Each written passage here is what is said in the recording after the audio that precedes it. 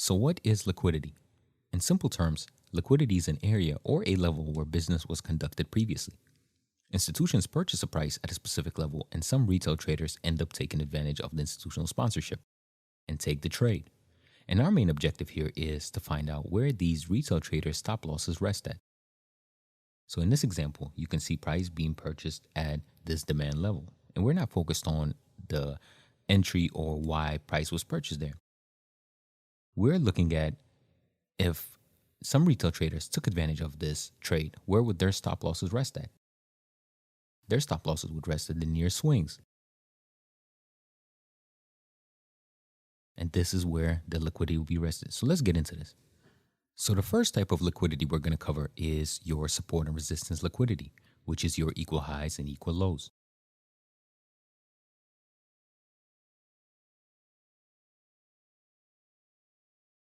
As you can see, price found resistance at this specific level. What does that mean? That means institutions sold at this level and retail traders might have taken advantage of this.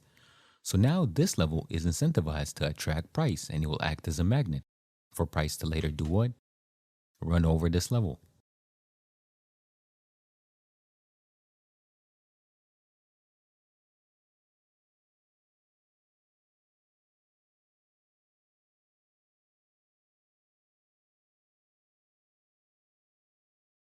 So as you can see here, price is finding resistance and this level be used as a magnet for price to run through it. So next we're going to cover the trend line liquidity.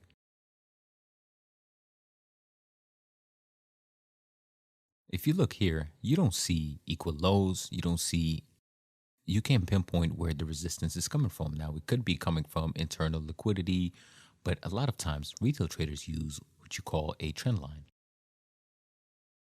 And now liquidity is resting underneath the trend line. So now that trend line becomes a magnet to attract price.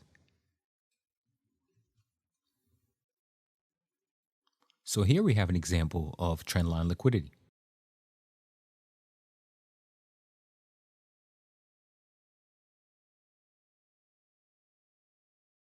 Price rejected from the trend line and attracted price. So next up, you have your FTB, your fail to break liquidity.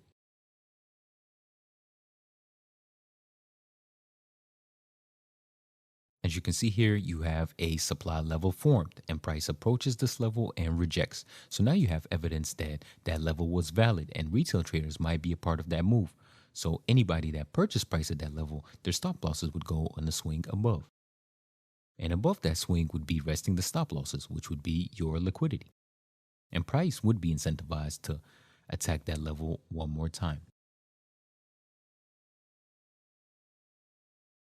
So here's an example of your fail to break liquidity. Price formed the supply level.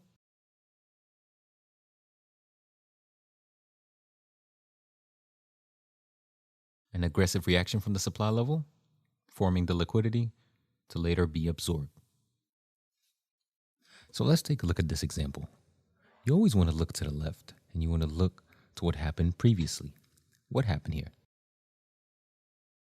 We know that there was a supply level here. Price came to the supply level and reacted and broke structure.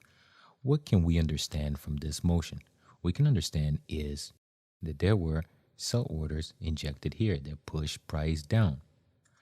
There was so many sell orders that overpowered the buy orders here that pushed price down. So now we know if price comes back to this level, there's not enough sell orders anymore. Why? Because the sell order has been used here. So that means there's not enough sell orders to reject price one more time, and price will more than likely continue above. So this would be your FTB, your fail to break liquidity.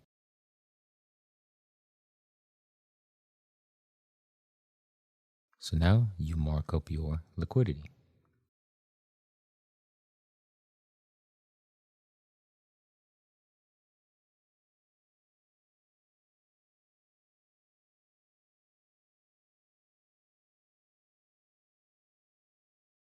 So now this area would act as a magnet and it would attract price.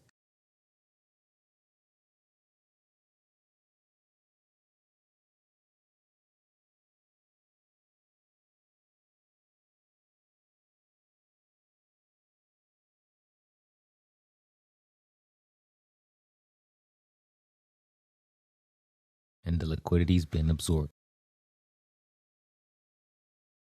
Next, we have FTC, failed to close liquidity. And the main characteristic of this liquidity model is that the candle never closes below the range. It just wicks through. The candle wicks through, and that level becomes a magnet for price to attract.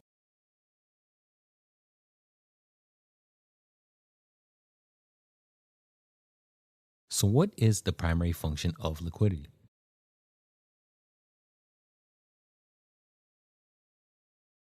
So we know that liquidity will attract price. In due time, this level will be absorbed. But what happens next? Price can always continue above and completely continue with the trend, or price can reverse and come back into the range. And what does that reverse indicate?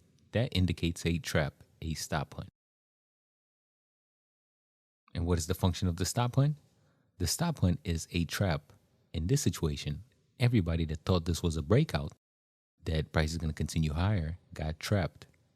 And at the same time, the stop losses of who sold at the previous resistance point, their liquidity got absorbed. So let's take a look at this example. So here you have your demand zone. Here you have your order block.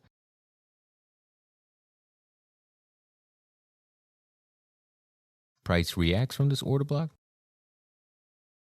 Price reacted from this order block and shot up and broke structure. So what do we know now? We know that the buy orders that were injected here were greater than the sell orders that could have been resting here. So now we know when price does come back to this level, it's more than likely going to break through this level instead of rejecting again. Why? Because there might not be enough buy orders in this demand order block.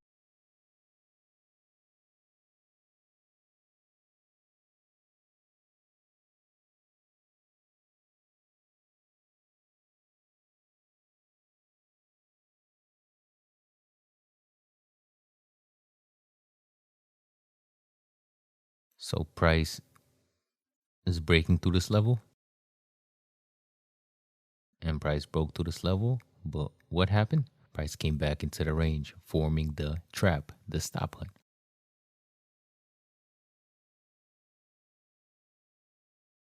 So the stop hunt has been formed.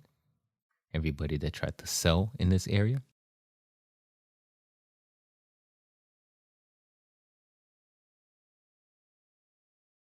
so everybody that tried to sell in this area, thinking this is a breakout and price is going to continue lower, got trapped right here. And everybody that purchased price right here, their stop losses got taken. And price will continue the opposite way. That's the effects of a stop hunt. Let's talk about inducement. What is inducement? Here you have your point of interest. Price approaches your level, but doesn't get all the way to your point of interest and forms a reaction. What is price trying to do? It's trying to entice you into taking a position, tries to force you into abandoning your point of interest as if price is not going to reach that level. Price comes back, reacts from that same level, and rejects, forming liquidity, engineering liquidity. They're trying to entice you into taking a short before price actually takes the liquidity, goes to your point of interest, and reacts.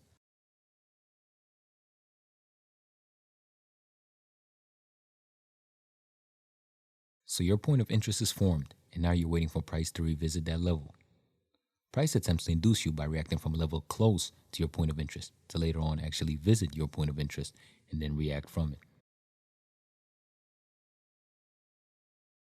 So how would you trade liquidity and inducement? Of course, you can trade liquidity in a continuation form, but let's focus on the inducement part. So first of all, you want to locate the liquidity. In this case, here's your liquidity.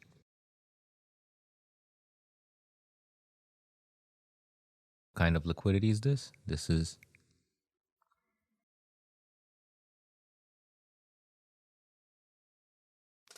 FTC, failed to close.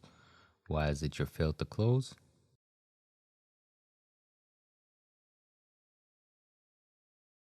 Because of this wick.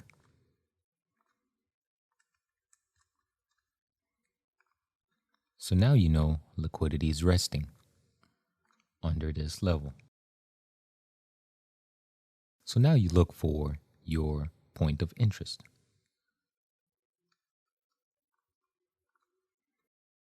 In this case, I'm looking at this discounted order block.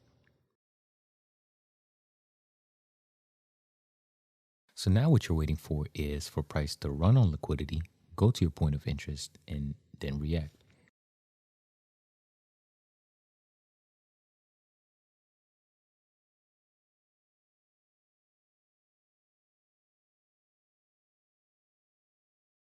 So let's talk about the inducement secrets and what makes a valid inducement. So here you have your range.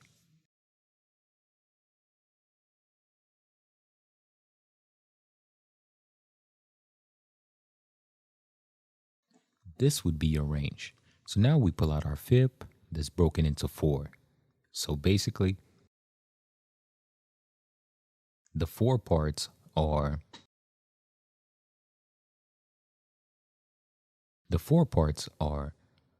0, 25, 50, 75, 100. And this would be your discounted level, and this would be your premium level, and this would be your fair price. So what you would want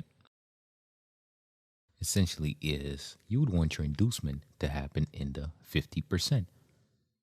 You'd want your inducement to be here. You wouldn't want your inducement to be here and then for price to reach your level or even close by to the premium. Why? Because think of it as this. Think of it as you have orders here in the premium zone, which your point of interest is located in.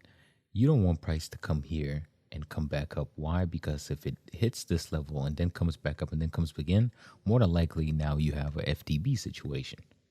Now you have a FTB situation, which means the liquidity is rested right here and price will more than likely go against you. So again, you would want your liquidity in the 50%. And the reaction, of course, is in your point of interest that always has to be located in your extremes. If you're buying, you want to buy in discount. If you want to sell, you want to sell in premium. So let's see. Okay, here you have your inducement. Price went to the 50% and came back up. So now if price goes straight to your discounted level, you would expect to get into a buy here. And this is what makes a successful inducement.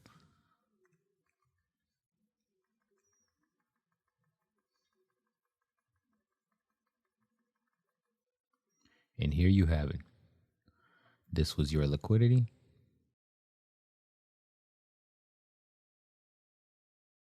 And this was your stop hunt that went straight to your point of interest.